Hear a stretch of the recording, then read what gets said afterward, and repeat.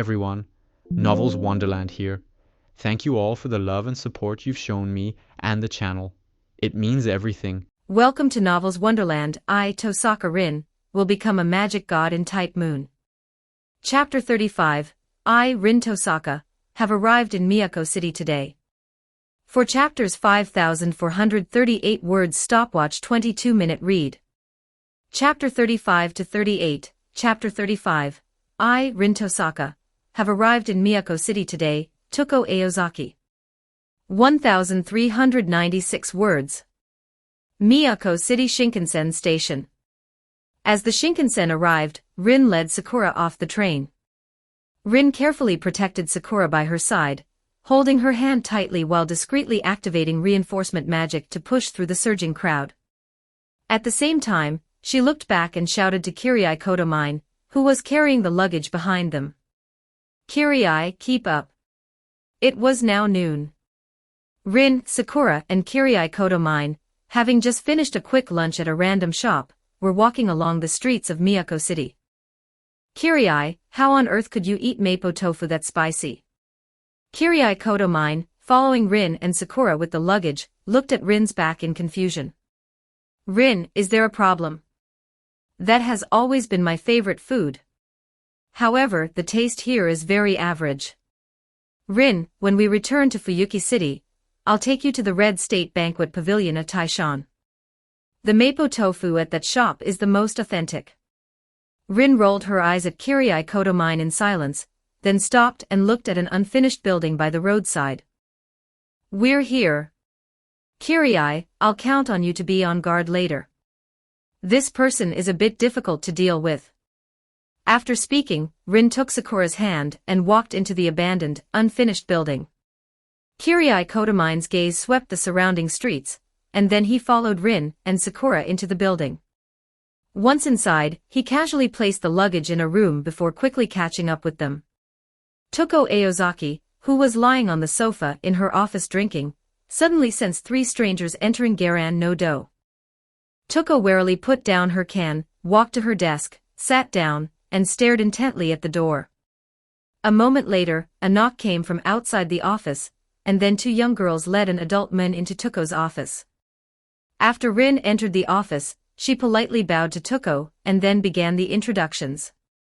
Hello, I am the future head of the Tohsaka family. I have come today with my younger sister, Tohsaka Sakura, and my senior brother, Kirai Kotomine.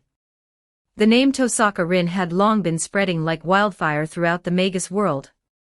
Toko hadn't expected the person who would rashly barge into her workshop, Garan no Do, to be this famous little girl. She stared at Tohsaka Rin with some curiosity and asked.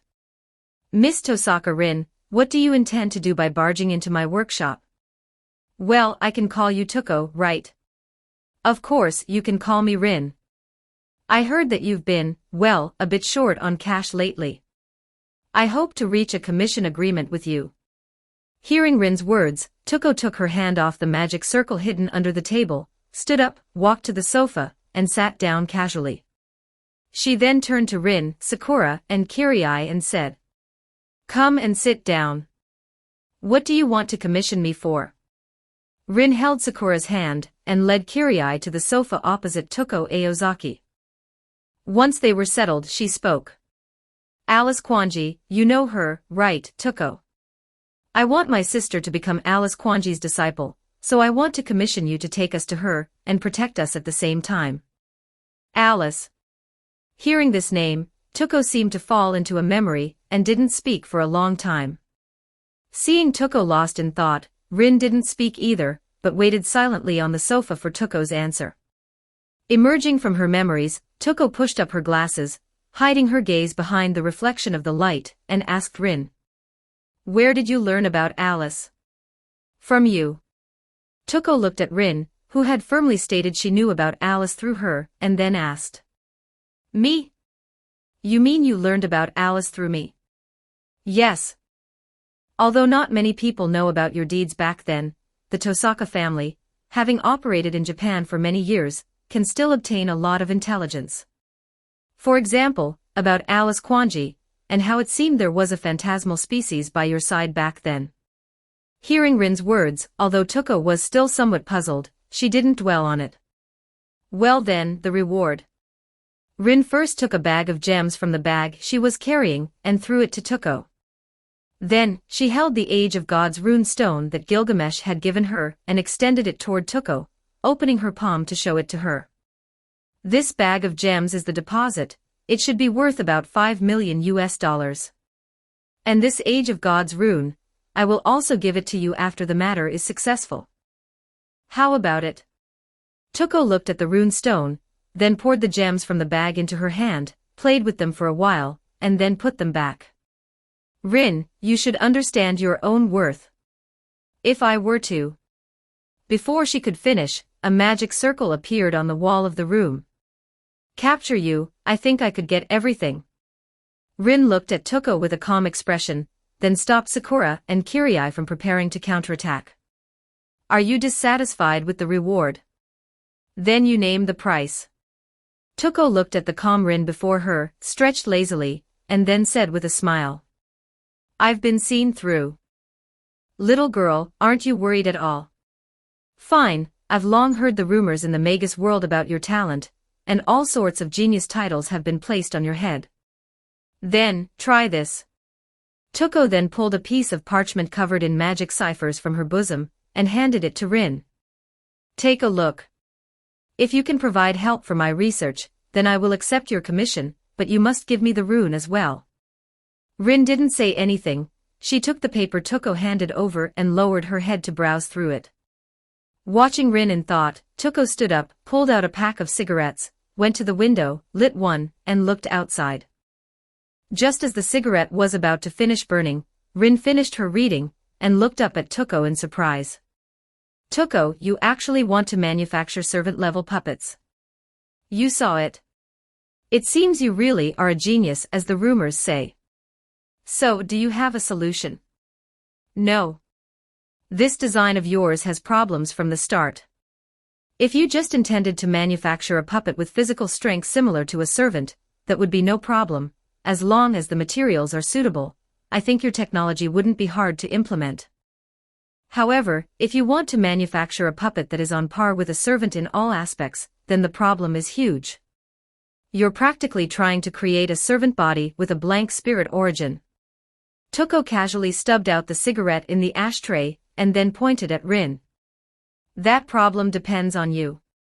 Is there anyone who knows more about servants than someone born into the family that created the Holy Grail ritual? Rin picked up the paper and looked at it again, scratching her head in frustration. Why is it such a troublesome condition? Man-made servants, how could that be possible? Sorry, I can't do this. You can't do it either. It seems my idea of using a group of servants to teach my sister a lesson won't be realized. Then, please leave. Seeing Toko starting to usher them out, Rin thought, so she just wanted to obtain servants as combat power. If that's the case, holding a pseudo-Holy Grail ritual should solve it. Thinking of this, she quickly said to Toko. If you just want to use servants to deal with the fifth Magus, I have a way. The Holy Grail ritual. I can give you the data for the Holy Grail ritual, and am willing to research a ritual for summoning a single servant with you. Toko looked at Rin, thought for a moment, and then reached out her left hand to shake Rin's right hand. Deal. Hope you enjoy this fanfiction. If you do, and would like to read the next 30 chapters in advance, please do check out my Patreon. Patreon.com/tlscarlet. Also don't forget to give me a power stone, if you do like this fiction. Your support really motivates me to continue doing my best in translating. Thanks. Chapter 36, My Path of Growth as Tohsaka Rin. 1,368 words. Kwanji Mansion, Misaki City. In the early morning, Alice Kwanji was holding a watering can, watering the flowers and plants in the garden. Suddenly, Alice Kwanji stopped and turned her head to look at the small path leading down the mountain. The magic boundary Alice Kwanji had set up to cover the entire mountain sensed that for Magi had broken into the boundary. One of them emitted a magical energy that Alice Kwanji felt was very familiar. A moment later, the figures of one adult and 3 children appeared on the path leading to the foot of the mountain. The woman walking at the front waved at Alice with a slightly embarrassed expression. "Good morning, Alice." Alice Kwanji looked at Toko waving at her, silently put down the watering can, turned around, walked into the villa in a few steps, and closed the door. At Rin's signal, Toko awkwardly walked to the door, reached out, and knocked on the closed door. "Alice, an old friend has come to visit. Are you really going to keep me out like this?" Before Toko could finish speaking, the door was suddenly opened. Alice Kwanji, holding several mystic codes, walked out of the door and looked at Toko. "Toko, weren't you cursed by Aoko to never return to Misaki City?" Toko pulled a pack of cigarettes from her shirt pocket, lit one skillfully and said, "That curse can be solved by just changing bodies. Don't be so wary, Alice. Rest assured, I'm not here to cause you trouble. I've just accepted a commission from those people behind me. They are the ones looking for you." Rin took the opportunity to step forward and join the conversation. "Hello, Miss Kwanji. I am Tohsaka Rin of the Tohsaka family, the spiritual land management family of Fuyuki City. I've taken the liberty of visiting to ask for a favor." She then turned and gave Kirai Kotomine a look. Kirai immediately held the gift in his hand, and respectfully presented it to Alice Kwanji. Alice Kwanji silently sized up Rin, Sakura, and Kirai before accepting the gift. "Then, please come in. Toko, if you don't want to run into Aoko, you'd better leave immediately. Aoko could return at any time. Alice, are you worried about me? If that girl Aoko wants to come, let her. No, I'm just worried that if you and Aoko fight, it will cause damage to the mansion." Everyone then followed Alice into the villa, and came to the living room to sit on the sofa. Alice took a tea set and tea leaves from a nearby tea cabinet, and brewed a cup of black tea for everyone. Rin reached out, took the black tea from Alice, and casually placed it on the coffee table. "Miss Kwanji, I'll be direct. We've come to disturb you today in hopes that you can accept my younger sister as a disciple. Please rest assured that our goal is definitely not your fairy tale witch heritage, but simply that you can provide guidance on my sister's pseudo-fairy tale sorcery." Originally, Alice Kwanji had only let Rin and the others into the villa for Toko's sake, but now, hearing Rin's request, she frowned uncomfortably. Not for the fairy tale sorcery heritage, but to obtain guidance on fairy tale sorcery. She put down her teacup. "Do you have a fairy tale sorcery heritage in your hands?" "No, but I created a type of fairy tale sorcery myself. However, its completion isn't high enough, so it can only be considered a pseudo-fairy tale sorcery." Alice Kwanji glanced at Toko, pointed her finger toward the door and said, "Please leave." Hearing Alice Kwanji's request for them to leave, Rin was suddenly stunned. "What's going on?" The plan to use Toko's relationship to contact Alice Kwanji, take the opportunity to mention pseudo-fairy tale sorcery to pique her interest, and then smoothly have Sakura become her disciple should have been perfect. Why did Alice Kwanji kick us out as soon as I mentioned pseudo-fairy tale sorcery? At this time, Sakura, who was sitting next to Rin, also felt ripples in her heart. Sister often studies until late at night and flips through all sorts of dangerous magic grimoires just so I can learn suitable magic. Now she's even risked danger to take me out to find a suitable teacher. I can't be like this anymore. Sakura, you have to do your best and fight for yourself. You can't let your sister's efforts go to waste. She hurriedly stood up. Miss Kwanji, because our Tohsaka family doesn't have a suitable magic heritage for my imaginary number element, my sister often falls into distress. Now, for my sake, she has risked danger to bring me to find you. I don't want my sister to take risks for me anymore. Miss Kwanji, please take me in.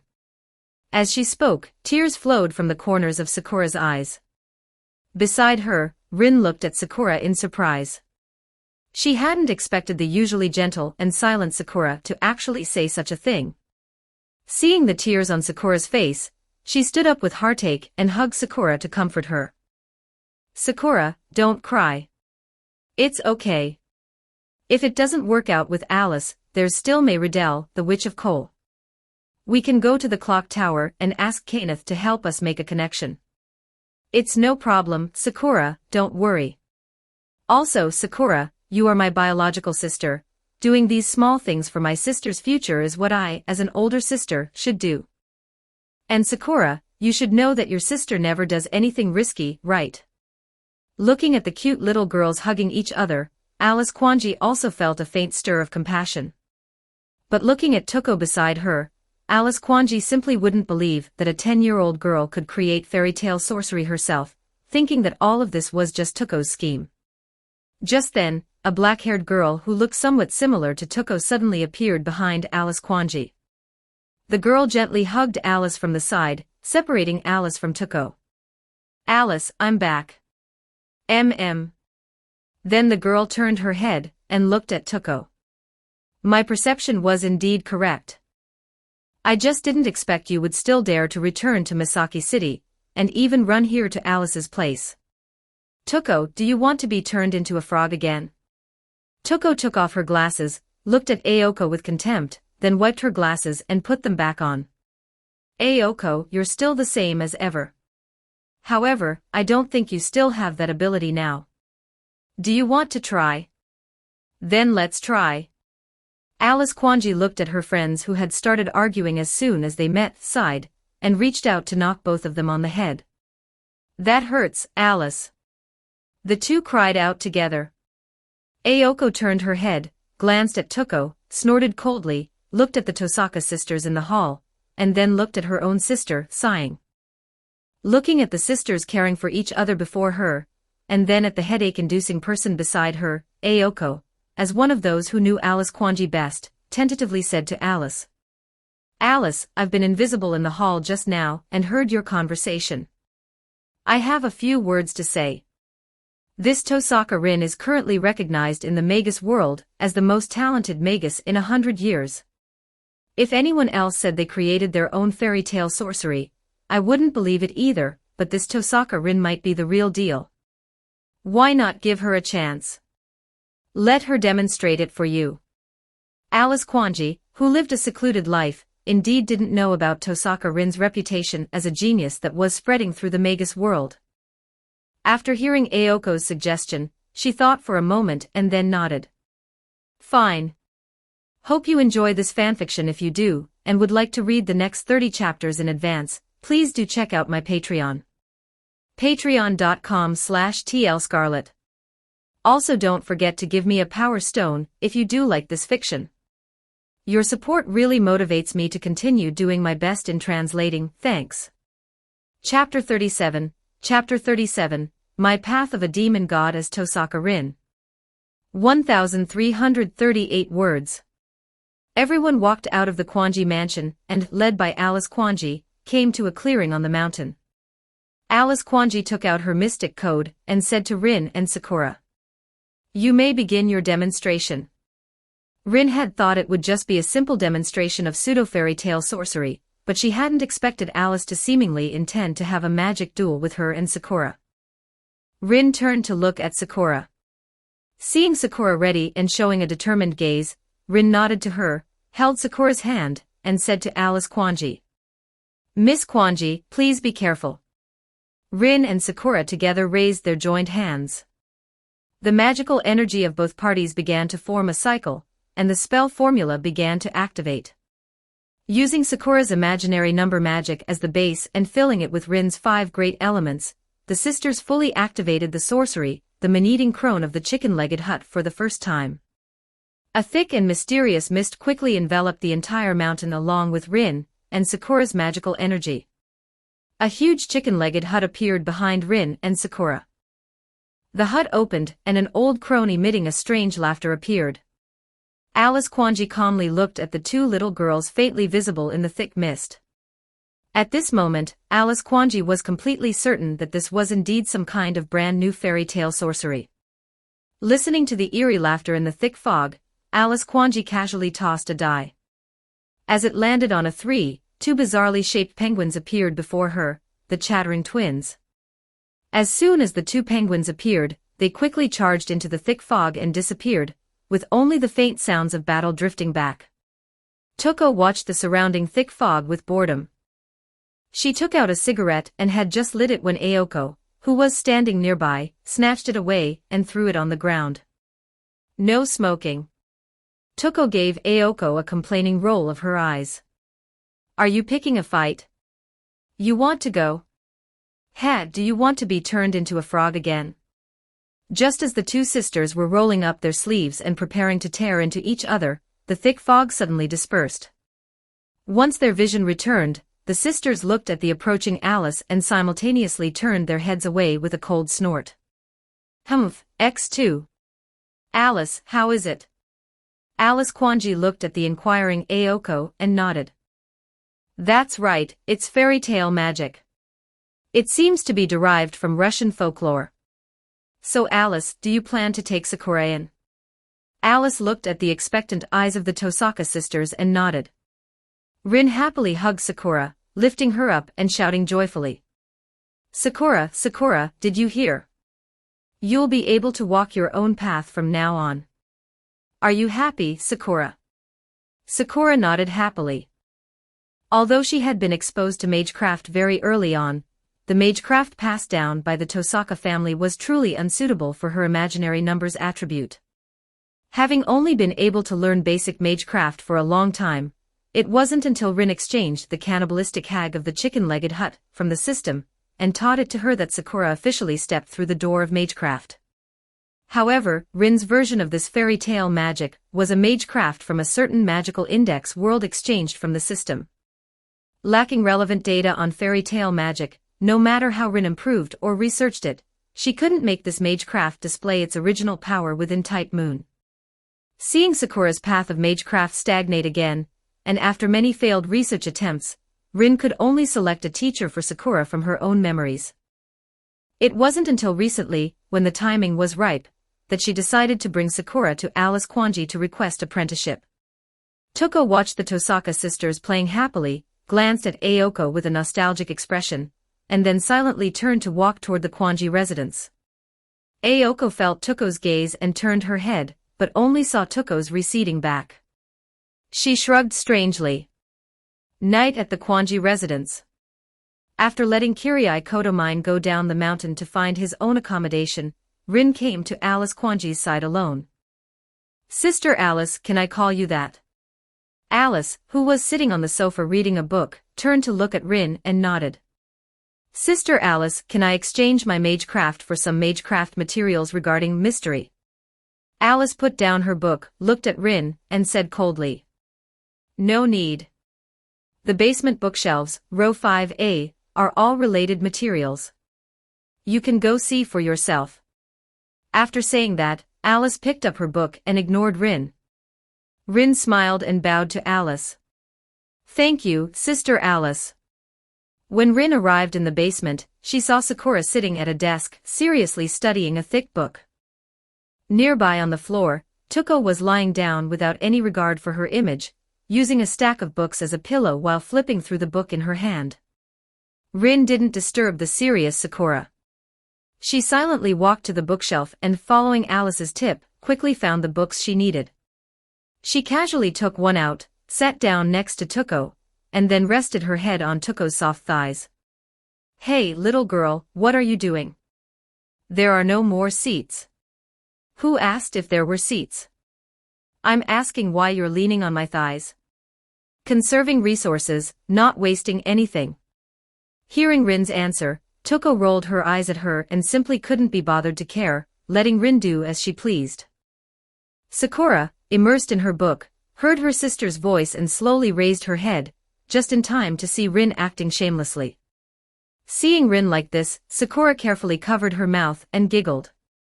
Rin heard Sakura's laughter, looked up at her, and said hurriedly. Ah, Sakura, what's wrong? Did sister disturb you? Sakura shook her head, and looking at Rin resting on Toko's thighs, said. No, sister. It's just that since we left home, I haven't seen you act like this. Seeing it again today makes me a bit happy. Rin smiled. Indeed, I've been a bit tense lately, but it's great that Sakura's future path of magecraft can be smooth. Thinking this, Rin reached out and patted Toko's thigh, which she was resting on, and said to Sakura. Sakura, it's very soft. Do you want to try? Toko put down her book and sat up, angrily grabbing Rin's cheeks and pulling them to the sides. Little girl, I only agreed to be your bodyguard, not your nanny. Do you know when to stop? Woo woo woo woo woo woo. With her cheeks being pulled, Rin couldn't speak for a moment. She had to use reinforcement magic to pull Toko's hands away. Just a joke, but it really is very comfortable, Rin said while rubbing her reddened cheeks. Toko looked at this little witch who had revealed her true nature, shook her head, stood up to tidy the books back onto the shelf, and said to Rin. Little girl, you and your sister take your time reading. I'm going out for a walk. Rin and Sakura watched Toko leave the basement in frustration, looked at each other, and then burst into laughter together. Sakura stopped laughing and watched her sister, who was still laughing, whispering to herself. Sister hasn't been this happy for days. Sorry, sister, for making you worry about me all the time. Now that I can also master my own power, I definitely won't let you be alone again. Sister, I love you the most. Saying this, Sakura came to Rin's side and buried her head in Rin's embrace. Hope you enjoy this fanfiction. If you do, and would like to read the next 30 chapters in advance, please do check out my Patreon. Patreon.com/tlscarlet. Also don't forget to give me a power stone if you do like this fiction. Your support really motivates me to continue doing my best in translating, thanks. Chapter 38, I Tohsaka Rin, on the road to becoming a demon god. 1,336 words. Time had quietly reached January. After more than a month of study, Sakura, who was about to start school, intended to return to Fuyuki City today. Kirie Kotomine walked behind the two sisters carrying the luggage, following them to the station. Sakura, I'm sorry, sister can only send you this far. Kirie, remember to take good care of Sakura on the way. After returning to Fuyuki City, remember to bring the Holy Grail, and come back early. Kirie Kotomine looked at Rin, who was acting like a little adult, and said to her with a smile. Rin, you should also be careful on your way back to Miss Kwanji's house. The news of your arrival in Misaki City has already attracted many ill-intentioned people. Do you really not need to call Toko to accompany you? Saying that, he put down the luggage and took out a mobile phone from his coat, waiting for Rin's decision. During this time, Sakura had been studying various magecraft knowledge in isolation under Alice Kwanji's guidance, and didn't know that a large number of external magecraft mercenaries had entered Misaki City. Hearing Kirie Kotomine's words, she looked at Rin with concern. Sister, you should let Aunt Toko and Master Alice come to the station to pick you up. Rin waved her hand confidently and struck a bodybuilding pose for Sakura. Don't worry, Sakura. The magecraft knowledge I accumulated through years of research has been fully developed and converted into combat formulas this month. If any idiots are looking for death, I'll just use them to test my current level. After speaking, Rin glanced at several passers-by not far away who were squatting by the roadside pretending to read newspapers, but whose eyes would occasionally dart toward her. Then sister, you must stay safe. Oh right, sister, take this mystic code and use it. Saying that, Sakura took out the fairy tale book that Kirie had given Rin for her birthday years ago from her small bag, and handed it to Rin. Rin took the fairy tale book, her small hand rubbing the rough surface of the mystic code. Recalling the scene from back then, she smiled knowingly and handed the book back to Sakura. No need, Sakura. For mystic codes, I have my own shorthand codex and the family-inherited jewel sword, that's enough. Kirie Kotomine looked at the still worried Sakura, came up behind her, and patted her head. Sakura, since Rin has made her decision, we should just believe in her. Let's go, Sakura. Then sister, pinky swear with me that you'll absolutely ensure your safety.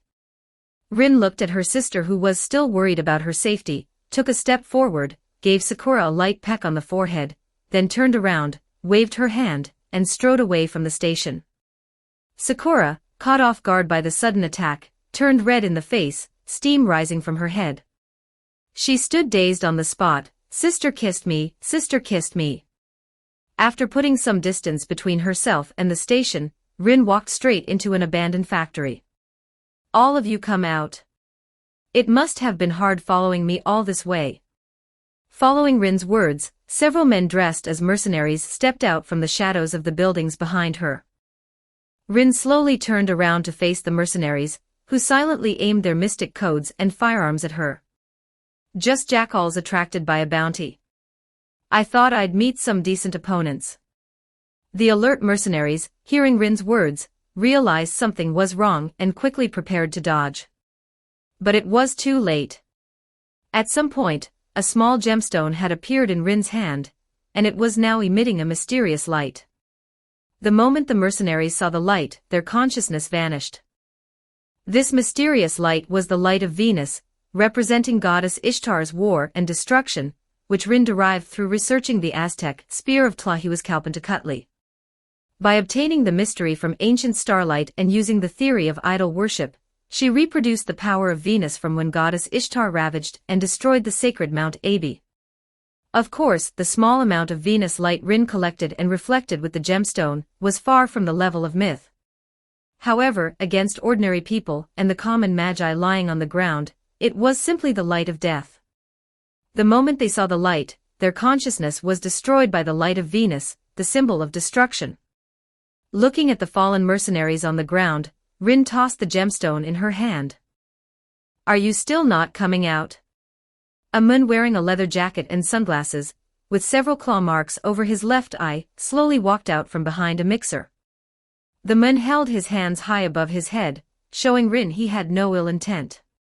Miss Rin, I was hired by your father, Tohsaka Tokiomi, to protect you. Please don't attack. Saying this, the man carefully reached into his coat, took out a self-coercion document, and held it up to show Rin. Rin casually glanced at the self-coercion document. After confirming the man was indeed arranged by her father, she curled her lip in disappointment, and left the abandoned factory without looking back.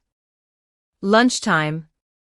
Rin returned to the Kwanji residence carrying food she had bought on the way. As soon as she walked in, the food was impatiently snatched away by Tuko. Rin looked at these two over-the-hill single women who ate takeout every day, shook her head, and went over to help Tuko and Aoko heat the food. As the food was reheated using the power of magecraft, Alice also slowly arrived in the dining room. Alice glanced at Rin and asked casually. Rin, how was it? No good, no good. Everyone I ran into today was small fry.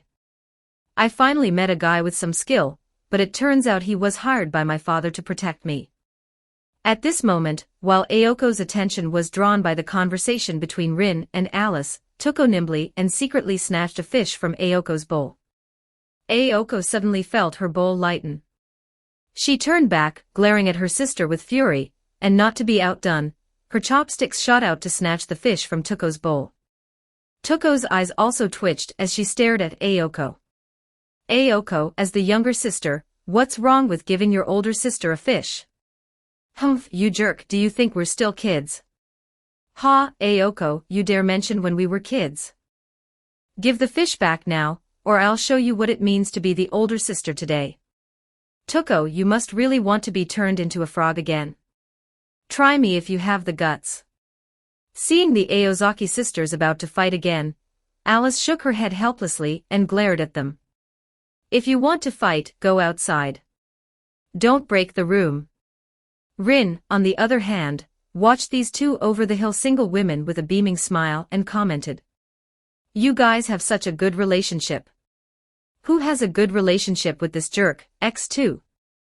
The two sisters, speaking in unison again, looked at each other and simultaneously let out a cold snort. They both put down their plates, rolled up their sleeves, and walked outside. The scene that had played out countless times at the Kwanji residence was happening once more. Rin calmly ate her food, listening to the sounds of explosions and cursing coming from outside, and calmly turned to speak to Alice. Alice, Tuko and I are planning to leave tonight as well. Alice replied casually, looking slightly displeased. Knowing that Alice was a Kudari on the surface but sensitive and a tsundere at heart, Rin put down her chopsticks with a grin, walked over to Alice, and took her hand. Alice, you can come with Tuko and me to Miyako City. Oh, and Ayoko too. Tuko and I might cause a little commotion in Miyako City this time. Could you come and help us? Alice. Don't forget to like and subscribe to Novels Wonderland.